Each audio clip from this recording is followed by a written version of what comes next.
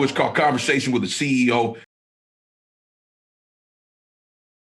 I'm always excited to do any sit down with somebody's going to give us some knowledge. As you all know, one of the key things about what we're trying to do is just teaching people to invest in themselves. And the best place to learn to invest in yourself is from people who are actually doing it, people that run companies, right? They believe in a vision, they put it out, people begin to follow, people begin to support them. And, you know, it's a lot you can learn from that. And hey, he's one of our first interviews. He got behind what we were doing early on. We've got some history. He said in the beginning, you're going to come down and we're going to do an in-person interview. So I'm live right now. I'm here in Detroit, Michigan, at what we call the Rec. All right. You know him. His name is Steve Reinharz. He's the CEO of Artificial Intelligence Solution Technology. And I'm excited to be here with him today. How you doing, man? I'm doing great, Antonio. I'm as thrilled as you are that you're here because I love making promises, I love setting goals, and I love delivering. And this is one of those delivery ones. You did it, man. You did it. Let me just say this. You got my trip started off pretty good. Let me tell you why. Because you put me on the same flight that Kathy Wood of ARK Invest was That's on. where the photo came from. Are you kidding? We were on the same flight, man. I recognized her immediately, went over and said something to her and said I wanted to get her on the show. And then she, told me what to do. And I was like, man, I said, okay, Steve's setting us up right. Something special going on here. That is amazing. Now, I saw the picture that you took with her. Yeah. That's cool. Yeah. Listen, that's my message to I wanted you to see that not only did you put us on a great flight, but you put us on a flight with people that I admire and people that I watch. And we're all in the investment game, right? At the end of the day, the whole goal is like to say to someone like her, you need to check this out. Kathy has driven investors to AITX. Yeah. Without mentioning AITX, and again, I don't even know if she knows we exist. Yeah. Right, but she talks about AI, she talks about Fourth Industrial Revolution, she talks about all the things that we're doing, and she talks about them as being significant investment opportunities. Yeah. So she's educating, she's setting people up, and then people find AITX. So I'm grateful to her for what she's doing. Oh yeah, it's all about innovation. Here's the thing, I want to look. Let's talk. Let's get right into it. I want to dig right into it. The facility, I like it. Great. A lot of space. Yep. You're in Detroit. Yep. I mean, where else would you want to be when you want to put stuff together? This is what I've said.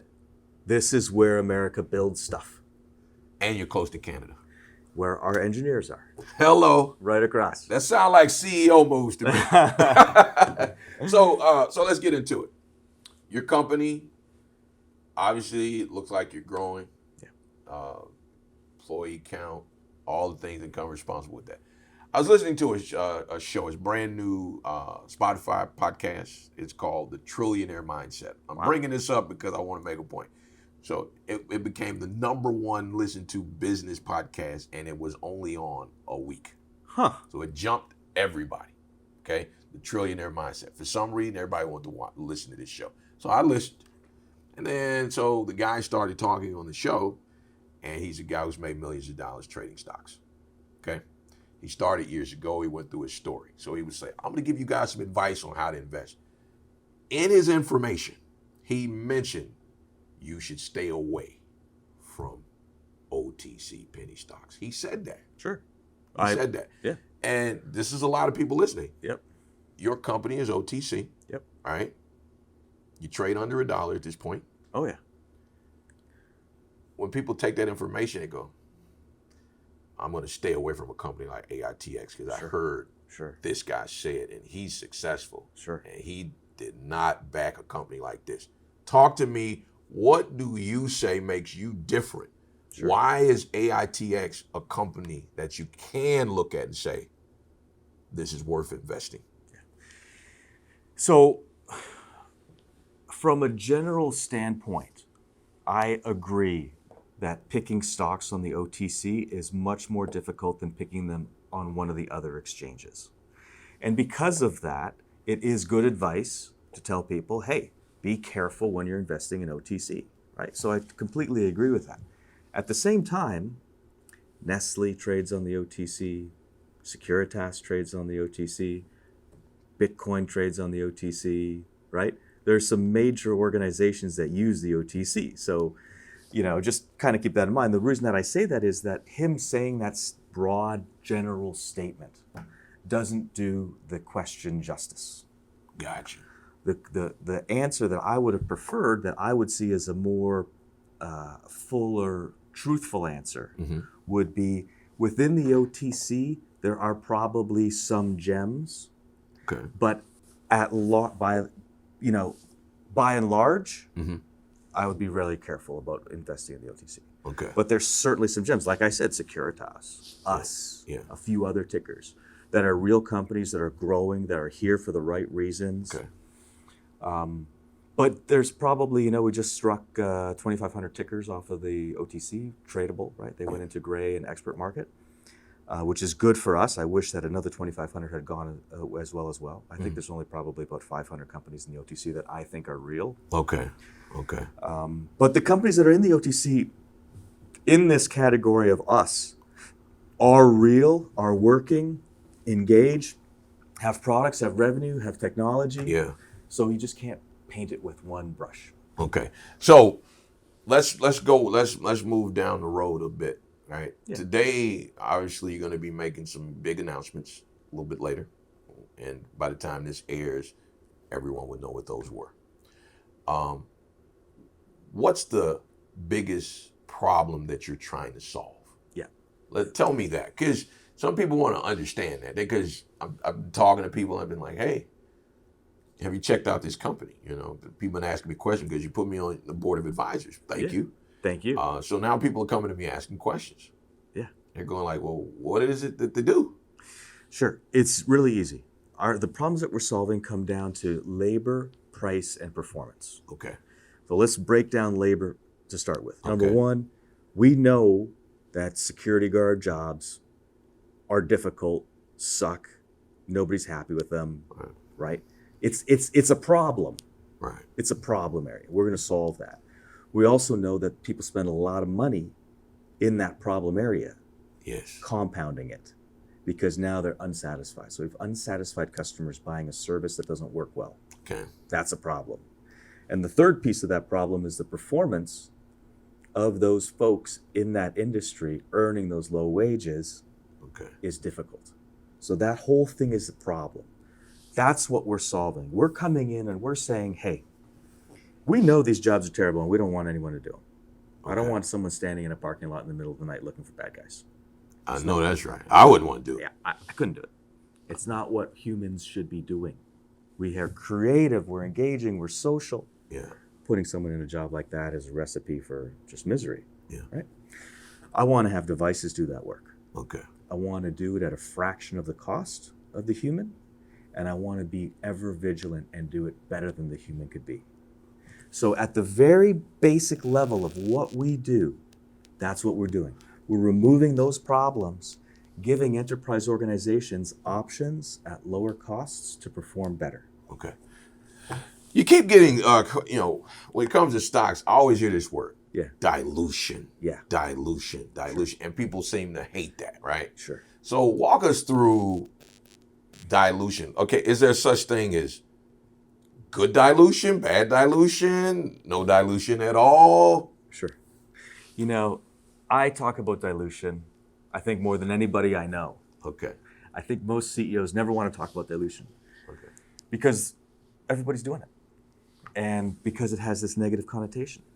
And it has a negative connotation because traditionally, and even to today, dilution is not transparent. Okay. It's done by funders in the shadows. Okay. And it costs retail investors a significant amount of money. So these are all reasons why people don't want to talk about it. Okay, gotcha. The way that it works, if an entry-level OTC company starts looking for funding, the way that those initial funding agreements are, they're toxic, meaning that they can lead to significant dilution. Okay. Where basically the funder can print shares and retail just snaps them up. Okay. Company won't even get the money. Funder gets the money. It's a bad deal. What? Yeah, it's a bad deal. This is why the OTC is a difficult place to be. This is why your trillionaire mindset guy said stay away from the OTC. Okay. Doesn't mean that all companies do that. Yeah. We don't do that. Okay. So that's like a hidden manipulation. Yeah. That allows people to make money, and that money's really not helping the bottom line of the company. Okay. And how do you avoid getting caught up in that? How do you make sure that your company is not a part of that dark web, I would say? Yeah. Well, it's taken years. It's taken years of persistence, of learning, of listening, of fighting, of grinding. Okay. To get to where we're at today. And where we're at today is we filed an S3, shelf registration, which is, in my opinion, like the Cadillac of raising money. Okay. I'll give you an example. We're raising money at an 8% rate. Okay. Which is ridiculous. Okay. Very, very, very inexpensive to us. Only paying 8% back to the funders. Okay. And they're taking real risk. So if the stock goes down, that 8% shrinks. Okay. It's the best possible thing.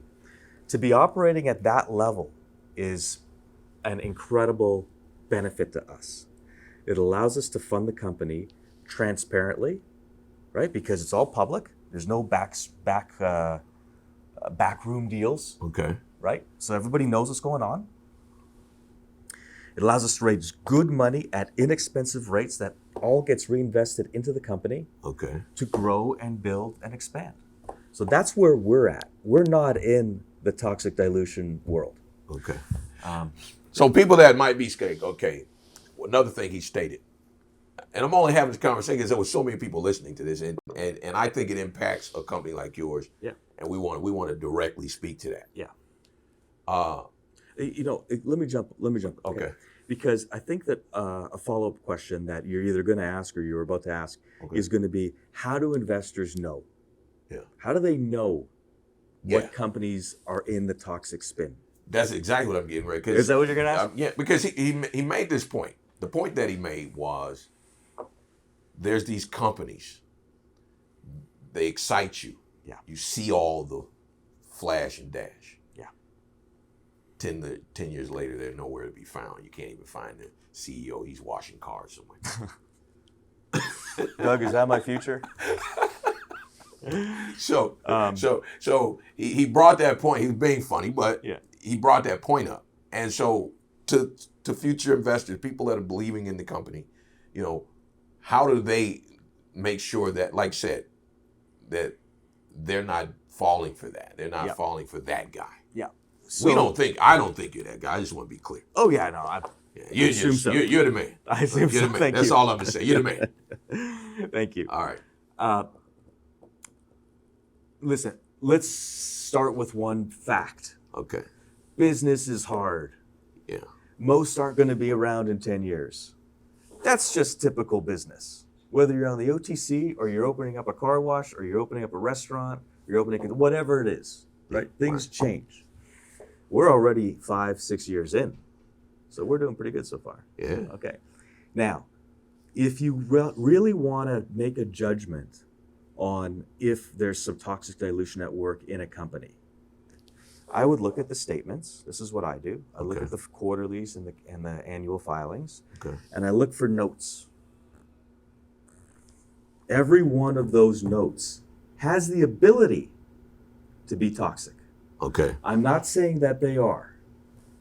I'm just saying that if you're seeing a long series of notes, which we used to have, there is a possibility that some of them can lead to significant dilution. Okay. Oftentimes, remember I'm talking about how obscure or how it's difficult to find out the details on it? Yeah. So the statements often won't have the full details. You Okay. won't know. And if you ask the company, you'll either be ignored, you won't get an answer at all. Okay. But the notes are a sign of that. Now, I'm not saying that all notes are bad. Okay. I'm just saying that they can be bad. And for me, that's the first trigger where I'm like, maybe something's going on here. So that's the first thing that I look for. Okay. Now, the other thing is, as a company grows, right, and you run into people who show interest, and they go like, you know what, they're doing a great job. People respond to when big companies mention companies like yours. So, like for example, if Amazon said we're going to use the product at our facilities, like all of a sudden everybody's a believer. Yeah. Why do you think people respond like that? Because to me, if you know what you own, you don't need Amazon to be the reason that all of a sudden you want to be in the stock. Well, first of all, 3 of America's top 25, the global's top 25 companies are our customers. And if any one of those names got out, you would have what you're calling what I'll call the Amazon effect, right? Yeah. But we can't talk about it. Yeah. But I know that if we did, the stock would reflect good things. Let's talk about that for a second. I'm glad you bring that, because people always say that. Well, why would you hide that if you're in a relationship with these amazing companies? We're not hiding it. We're required to keep it confidential. That's what it is. Okay. But there's a positive to that, believe it or not. Okay. The positive is that, let's say everyone finds, hey, they're working with XYZ, and everyone's like, oh my goodness, that's the biggest thing ever, blah, blah, blah, blah, blah, right? And the hype goes. What I don't like, and I can't control, but I don't like it, is everybody comes into the stock, and the stock goes up, okay? And eventually, because it's built on hype, my expectation is gonna come down. Right. What happens when it comes down? People get hurt. And then they gotta wait 2 or 3 years, maybe, for it to come back up again. Yeah. I would rather steady growth based on facts and fundamentals. That's how I want AITX to grow. Okay. And it's difficult for some OTC guys because they're like, man, I just bought it on October the 10th. Why aren't I a millionaire? It's October the 12th. Right. You need to talk about this. To me, you should want your money in what's really going to be there for real, right? Here's the rule. Like, you're a swing trader if you buy a stock and you sell it in under a year. That's the rule. You're a swing trader. You're not considered an investor. Right. And by the way, I don't have a problem with swing traders. Mm-hmm. You do whatever it is you want, right? And I know, and I support you 100% when you coach people to take profits. Yeah. I coach people to take profits as well. Okay. Yeah, I'm exactly the same way. All right. One of my son's portfolios went from $8,000 to $46,000. Okay, and I was like, take the money. Come on, lock it in. I was take the money. Lock. Didn't take the money. He didn't, so now it's back on $23,000 or something like that, could right? have had an extra 20 grand. Now, here's the thing: even with your company, when you took that big jump, and people, a friend of mine made a killing off of you. I'm so glad. I think he bought a house with that money. I'm telling you. He bought a house with that money. I don't want to tell his business as his business. Now, I got 100 stories of guys and girls who made big money off of that, and it makes me happy. Yeah, and what's cool, if someone believes in you and they're in it for the long haul, right? When it takes those jumps, lock those profits and put those profits right back in the company, and now you got even more shares with the same money, and you still got a little money in your pocket. Like, take advantage of that and go long in that way. But for some reason, I don't know, it's a lot of hype out here that convinces people that stocks only go up in a straight line. Yep. Now, does that bother you? Because you know more about the concept of what your company's doing, right? And you look at the line, and you're going like, that doesn't really reflect what we're doing. Like, how do you deal with that as a CEO? Do you just say to yourself, I'm just going to completely ignore that, and I'm just going to focus on this business? I have to. But at the same time, because I'm so present, because I love engaging with our investors and our supporters, and I want the truth to be out there, I take a lot of questions and comments and feedback from our folks, right? So for example, I guess this morning, I don't check the stock every day, but I'm assuming that it went down because I had 3 investors, call me or DM or text me, whatever it is, in a panic. Oh my goodness, the stock's down, blah, blah, blah, blah, blah, blah, blah. What are you gonna do, right?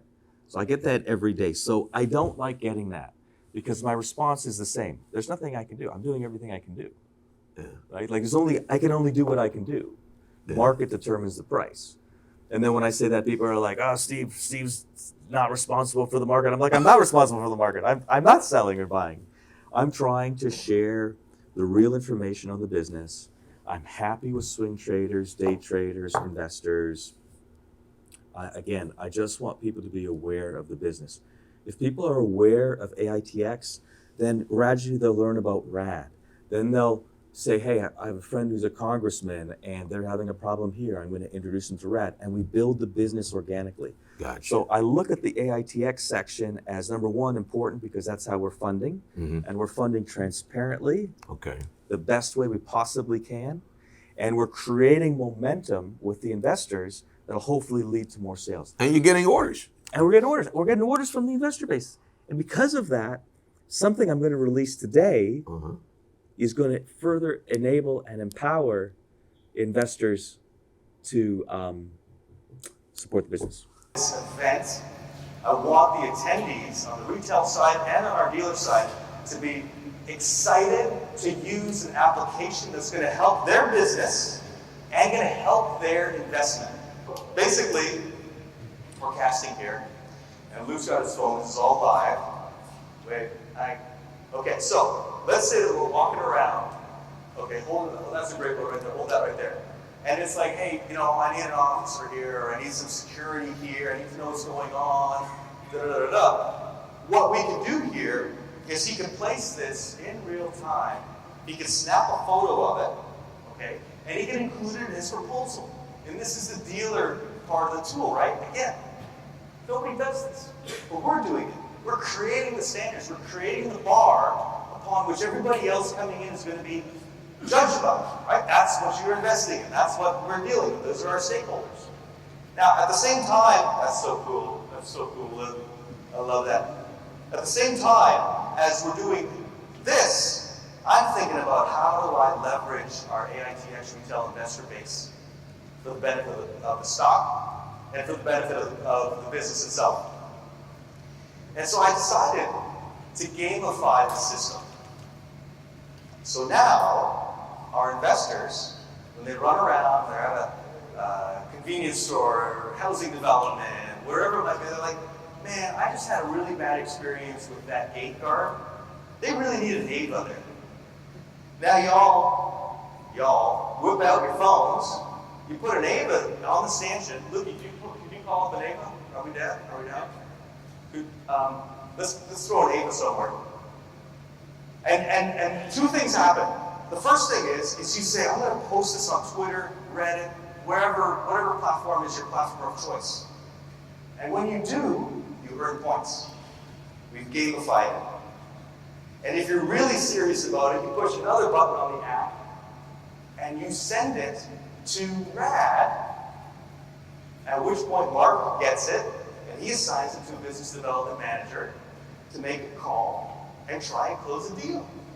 And we say, listen, if you think like you're at a 7-Eleven or a convenience store or your apartment building, wherever it is, and you're like, hey, you know, these guys really need a Scott here. They open up their app, they take the picture, they send it directly to RAD, where we follow up on it as a sales lead. I love it. I love it. Now, because you know, it's funny, the engagement. So everybody asks the question, you know, they think about Chipotle, the company Chipotle, right? Yeah, the Chipotle, restaurant, yeah. right? I love the burritos, yeah. Yeah, they talk about, because it's expensive. The share price is like $1,800, $1,700 a share. Wow. Yeah. And so everybody asks the question, they go, why? Why is this? But when you really go in and do the research, it's what you're talking about. They've figured out how to keep their customer engaged. They are engaged in Chipotle. When they order that burrito, it's more than just ordering the burrito. It's like a game piece that everybody plays. Yeah. And they love it. And it's made them loyal. So what you're talking about is key. That loyalness of making the company part of everybody's fun, exciting life of what they're trying to do. I love what we're doing. We've got all this engagement, and now we're going to give folks a tool. Yeah. So they're at the ball game, you know, they're going to work, they're at church, whatever it is. They could snap these pictures, they could post them, They could keep the momentum up. They can spread the word. They can feed leads to Rad. Let me tell you something. Man, see, when you get me excited, and my mind goes too far sometimes. But just looking at that, let me tell you, in that metaverse world, that's real for them. So they're gonna want Rad in the metaverse world to protect their stuff because there are thieves there too that can steal your stuff. Yep. You know, people don't see it that way, but it's that kind of engaged world, which puts you in a great position to truly brand the product and really show what you're trying to do. You're 100% right, and you get it. And part of this is from the kids. Yeah. From my 4 kids and my wife a lot of the time, where their heads are in their phone all the time, and they're on Instagram and they're listening to podcasts, right? But there's a portion of their mind that isn't here. Yeah. It's there, right? Yeah. And what's happening, just along with the 4th Industrial Revolution, which is what we're doing on the physical side, is that our lives are really, there's a virtual element to our lives that we don't think about that much, but I think about. Yeah. But you think about that, you're reaching for your phone in the morning, you're reaching for the phone when you finish dinner, right? You're in this other virtual world. Yeah. And what I'm doing with this app is I'm saying, okay, we can help bridge the gap because we want to be here with you in the physical world and we want to be here with you in the virtual world that's emerging. Let me tell you something, that world is real, but here's the thing, right? Facebook's running into the problems with the kids, right? Yeah. And they hadn't fixed that problem. Say what you want. Rad works. Hey, we're going to have problems. Hey, they can see that kid. Hey, the kid, beep. You know, I mean, there's something going on. The kid's getting, you know. I'm nervous. I don't want to say, I'm just. Between us, Yeah. whenever you put something in the public, weird shit happens. Yeah. I do not know what's going to, I'm excited to see what's going to happen with this. Yeah. But it's going to be fun. It's going to be engaging. Yeah. And it's unique and it's different and it's innovative. What other company, big board or small board, reaches out to their investor base and says, you can help drive the business that you invested in? Yeah. Who else does that? Anybody? I don't know. I can't think of anybody. Right now, and so I think to myself, I'm like, well, why isn't anybody else doing it, right? Like, is it a dumb idea? Is it physically or technically impossible? I don't think it's a dumb idea because I like it, you like it, other people I talk to likes it. It's not technically impossible. So it comes down to what entrepreneurs do. Yeah. What's that? We try new things. Yes. We want to break the rules. We want to go off the path. When there's the fork, we don't want to go the well-trod way, right? There's no originals on the well-trod path. You know this. Absolutely. I hear you talk about it. Right. Absolutely. We say it again. That's what we say. If you're truly investing in yourself, you're learning new technology. Period. Yeah. And you're taking the time to make sure you understand that new technology that you're learning, and you're building a team, which you're fitting all three. That usually pays off. I can't think of it. Let me just ask you this question because I heard this the other day. Let's go back to 1997. Like, you're in the middle of that change. You see something. It's really going to happen. People can't hire people. People need employees. Yep. You're filling in that void. Yep. But here's the thing. Imagine this. 1997. A guy comes into the room and sits in front of you, and he says, I'm quitting my $200,000 a year job. Yeah. Okay? This is what I'm going to do, though, and I need you to invest in me. He says, I'm going to sell books out of my garage. Yep. That's what I'm going to do. Well, how are you going to do that? Well, there's this new thing called the internet. I'm not fully familiar with it just yet, but I think it can work. But I'm going to do it out of my garage. And he said, well, how well do you think that's going to do? I think sky's the limit, right? And the guy says, will you invest in me? He goes, that sounds crazy to me, man. Books out of your garage? I don't think I'm going to do that. Yep. He said, man, there's something here. Yep. Fast forwarded to 2021. That company's called Amazon. I know. Over 100 billion in sales. During that time, there were countries that didn't have that kind of money. Yep. So it was an unbelievable possibility that now is real. So I want to talk to you. What's your pitch? You know, let's talk about the late 90s, because I was in the world where I had opportunities to join and invest and do all these different things. And I didn't really take any of those opportunities. I went a very traditional contractor route as far as that entrepreneurial time in my career, right? Yeah. And I regret it, right? We always have regrets. Yeah. And when I was able to put this company together with my background in AI and security and contacts and leadership and so forth, I pledged to myself. I said, no matter what happens, I am not letting go. No matter what happens, this is going to hit an incredible level, period, right? Like this is it. Single-minded focus. Yeah. Focused on the mission, that's it. Talk to any of our team members. They know. I care about one thing. I care about the mission. I care about all the things that have to happen for the mission to happen. So this is a quick sidebar. Go ahead. But a few years ago, Mhm. AITX fell on some really hard times. Yeah. And I don't think people know this, but we sold our house. We sold all of our stuff. We went down to pennies in the bank. Wow. All of our team went on deferred salaries for a year and a half. Wow. Yeah. So we got through it. Amazingly, we beat the odds because we were burdened by the toxic debt, which crushes companies. Yeah. And I said, no. I said, I am not going to fold up. I said, I'm going to fight through it. And we did. That's why when I'm sitting here in front of you and when investors complain or whatever about stuff, I'm like, you don't know what you're talking about. Yeah. And you don't know who you're talking to. Yeah. So if you don't want to be on the train, get off the train. I don't care. Yeah. I'm on my mission. Yeah. You're either with me or against me. I don't care, but don't bother me. Man. Don't complain to me. But anyway, so that's my story. I love it, man. I love it. Listen, you're Jeff, inspiring people, man. I love that. But Jeff, way smarter than me. Like obviously one of the smartest guys ever. Yeah. Okay, ever, right? And Jeff opened up the company, raised a little bit of money, got 100 no's. I got 100 no's. I got 500 no's as well along the way. But when the internet boom happened, he's super smart and he banked $50, $100 million. Yeah. So when his stock crashed from $1 to like 2 cents or whatever his big crash was, you see him on film. He's like, what am I going to do? I know the business. Yeah. I got money in the bank. I'm fine. We're going to get through this. Yeah. It's so true. So Man, listen, Steve, it's always great. I'm glad to be here, hearing you. I'm really on this mission at this point. And, last time we talked, I always share that mission with you, but I'm really on this mission to remind people to just invest in themselves, to believe in themselves. Like, even when you find a company like yours, it's like, if you're investing in yourself, you're going to be doing due diligence. And the due diligence you're going to do is going to make you confident in this company. one of the reasons why I like spending time with you is the advice that you give. Because the advice that you give is basically be introspective, find yourself, figure it out how to do it your way. Yeah. A lot of other people are like, hey, you should go to this school or you should read this book or blah, blah, blah, blah, blah. Very specific. Yeah. It doesn't work for everybody. No. But the one thing that works for everybody is finding who you are, what your path is, and doing it your own way.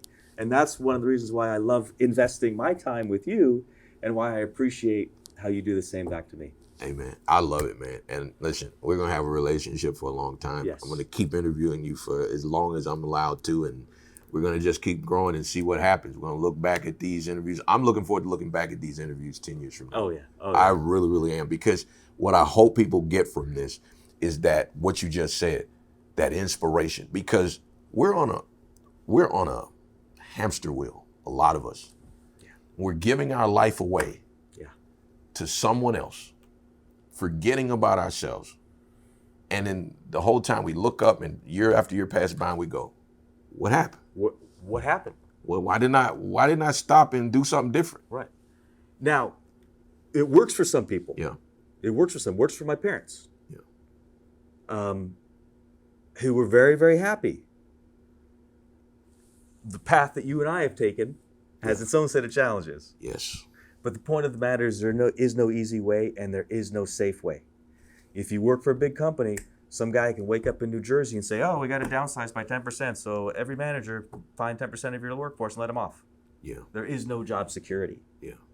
You know, that's why our path But technology is changing that so much, though, even in that, though. Like, you're doing that. I mean, we don't want to say your company is going to take someone's job, you're really filling jobs that people no longer want. Absolutely. But even with that said, you're going to continue to evolve. Like Yeah. as you evolve, who knows what that means? And that's what's so exciting about this. Yeah. That's what's so exciting about this, because we only can see so far.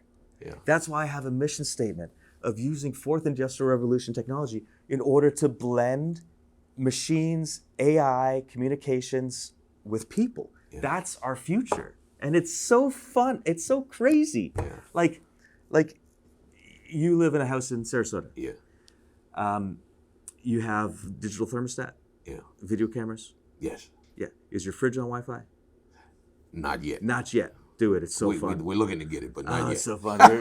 It's just the best. It's like, All do I have ice cream? Oh, I don't have ice cream. I need some. Right. So take those small little things, okay, where you're now connected to your other parts of your life, Yeah.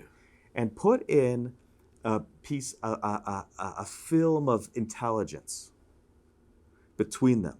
So now, instead of having to check out all this stuff, there's something telling you what's going on. Yeah. That's our future. And that's what RAD is doing on security and facility management. I love it. It's so I fun. close by saying this. I don't want anybody to just walk out and try to be their own entrepreneur. Yeah. What I am saying is this. Things are changing so rapidly that it's important that you continue to learn new technologies so that when it changes, your job won't force you out.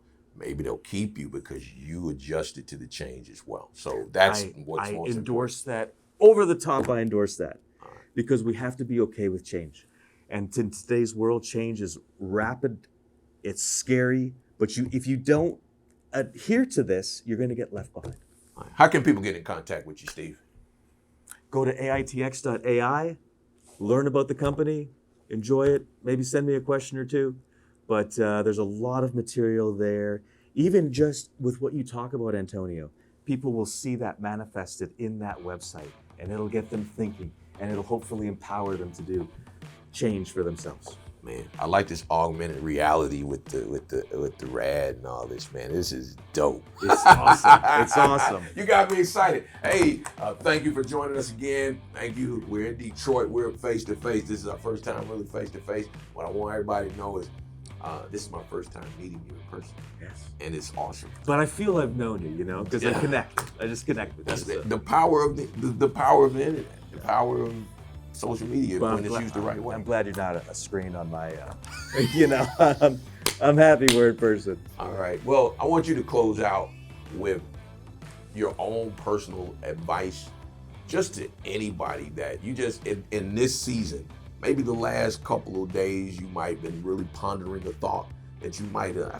If I had a class I could share this with, I would say this. I want you to share that right now. I'll say it's very easy. This is what I would share. That's what I shared with my kids, with everybody around me. I say, don't have any throwaway days. Wow. Right? Don't have any throwaway days. Yeah. You're here. It's a beautiful day. Make the most of it. Do something with it. Don't wait till tomorrow. Don't wait till next week. All right. Do something today. Poet Society, seize the day.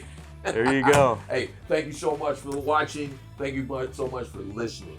This is Steve. He's my friend, and I appreciate him. This is a great company. Do your research.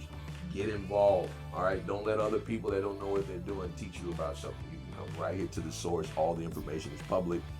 It's right there in front of you. Find out if this is for you. If it's for you, then you need to do what you need to do. Thank you so much. When you don't learn, you don't grow. And when you don't grow, what happens? You die.